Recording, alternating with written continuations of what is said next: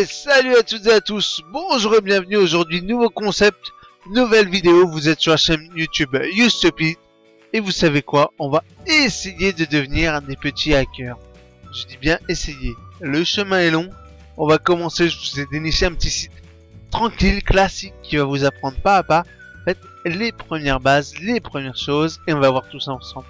Vous êtes prêts? Allez, c'est parti.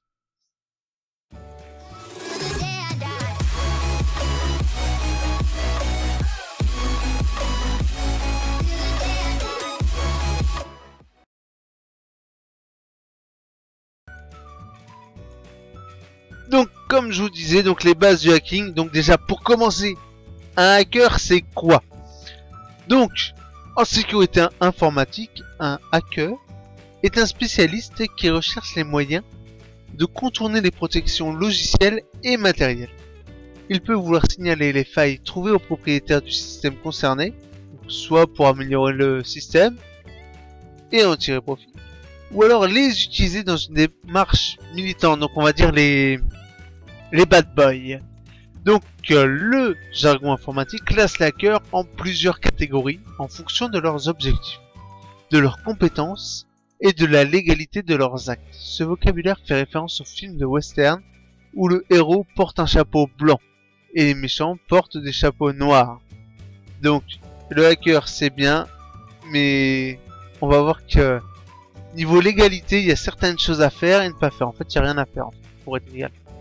Donc, pour commencer, les chapeaux blancs, white hat, donc professionnels de la sécurité informatique, donc soit des consultants en sécurité, des administrateurs réseau, effectuant des tests d'intrusion en accord avec leurs clients et la législation en vigueur afin de qualifier le niveau de sécurité de système.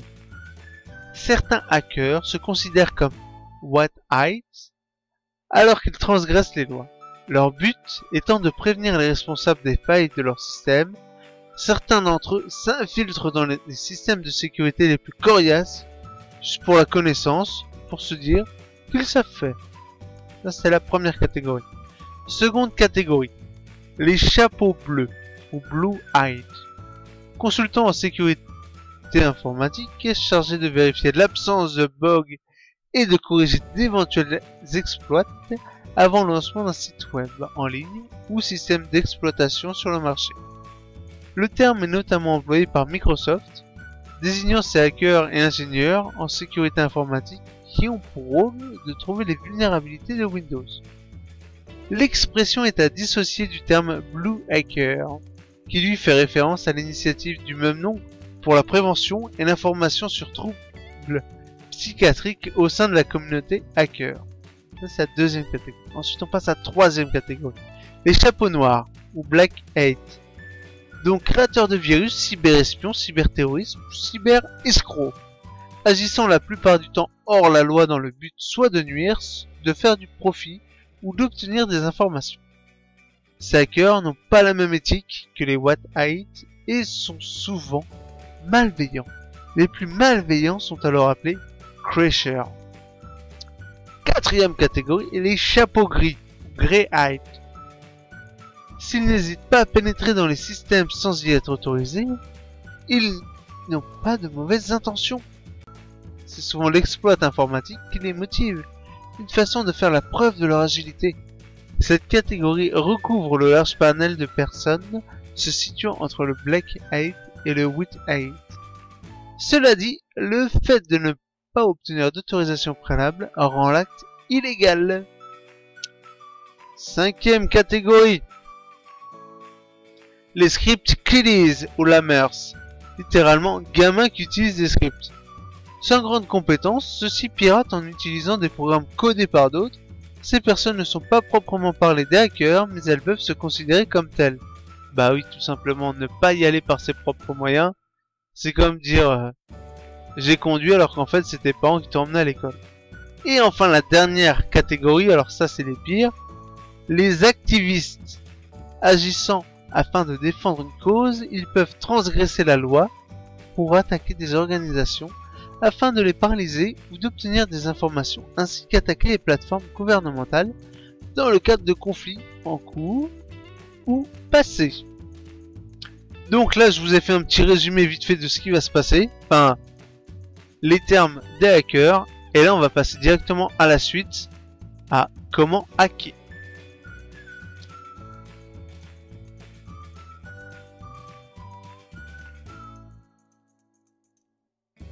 Donc là, nous sommes sur un site en fait pour voir les bases. Donc on n'a pas pouvoir hacker dès le début, on va juste pouvoir voir certaines petites failles de sécurité. Enfin, que normalement on ne voit plus aujourd'hui, mais bon, c'est toujours des points bons à savoir. Je vais vous l'expliquer par plusieurs méthodes.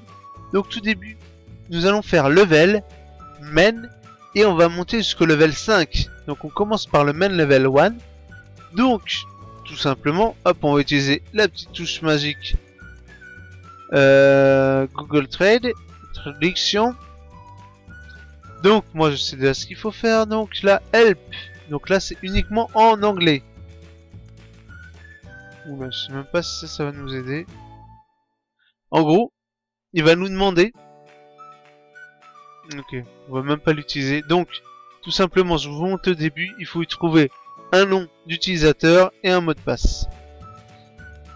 Donc le premier, je le fais tout seul, comme un grand, hein. Donc,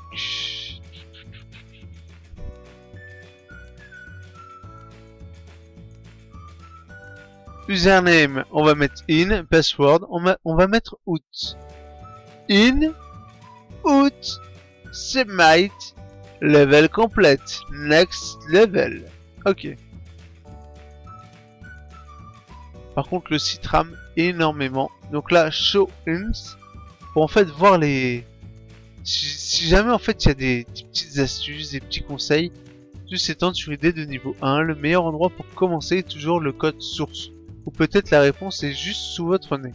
Ok, vous savez quoi, on va faire clic droit, une autre méthode, inspecter, et là en fait on va voir directement ID, utilisateur. Moi habituellement c'est pas par là que je passe. Et c'est pas par là que je vais passer non plus. Moi je vais faire mon petit CTRL U, CTRL F ensuite pour rechercher, passe, et on va voir que il faut résu en login et SSAP en mot de passe. Voilà, bah oui, sinon on l'avait ici, résu en login et SSAP en mot de passe.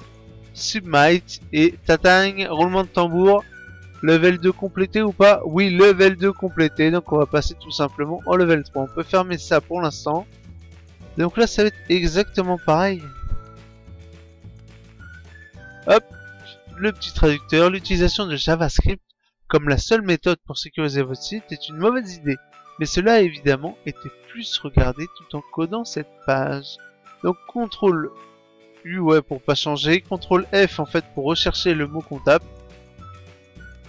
Donc mot de passe value hell et en utilisateur nous avons heaven. Heaven en mot de passe et L en utilisateur et hell en mot de passe. Level complété et là on va passer au level 4. Profitez-en, c'est bientôt la fin. Donc toujours pareil, donc on pourrait très bien taper user, sauf que user il y en a énormément, donc tout ce pit c'est moi. Moi je préfère taper pass car password il y en a beaucoup moins. Donc là ça va être très simple. Ça nous dit qu'en fait toutes les informations se trouvent voilà sur cette extension là. Donc ce qu'on va faire, regardez, c'est que là on va virer ce petit 4 et on va coller le petit code qu'on a en plus. Bon, je sais pas si vous avez vu, contrôle un peu, je vais revenir en arrière. Donc en fait j'ai pris là parce que là ça veut dire ici que c'est le fichier source. Donc en fait on rajoute extra slash ssap.xml et on vient le mettre à la place de 4. Et on valide. Donc ça nous dit que name pour l'administrateur, le nom d'utilisateur c'est 999 et le password c'est 911. Donc 999 911 c'est comme appeler d'urgence. Voilà, donc level complété et on finit au level 5. Là nous avons quoi? Nous avons une petite fenêtre qui vient de s'ouvrir. Et bah ok, pas de souci. Toujours le même principe. Ah, ou pas.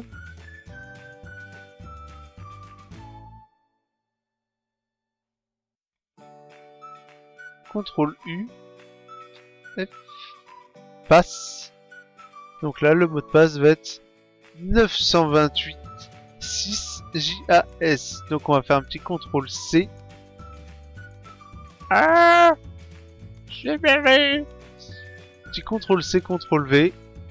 On va valider et qu'est-ce que nous allons avoir? Et voilà, level complété. Level 6, et non, on a dit qu'on s'arrêtait là. Donc moi je vais vous quitter là pour ces débuts de base de hacking. Donc en fait, CTRL U pour en fait tout simplement voir ce qui se passe en fait.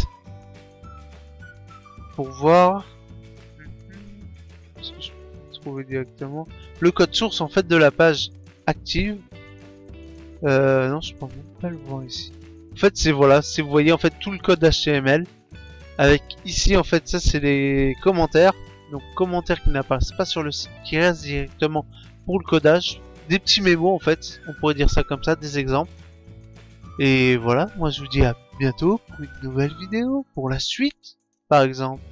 Allez, salut salut!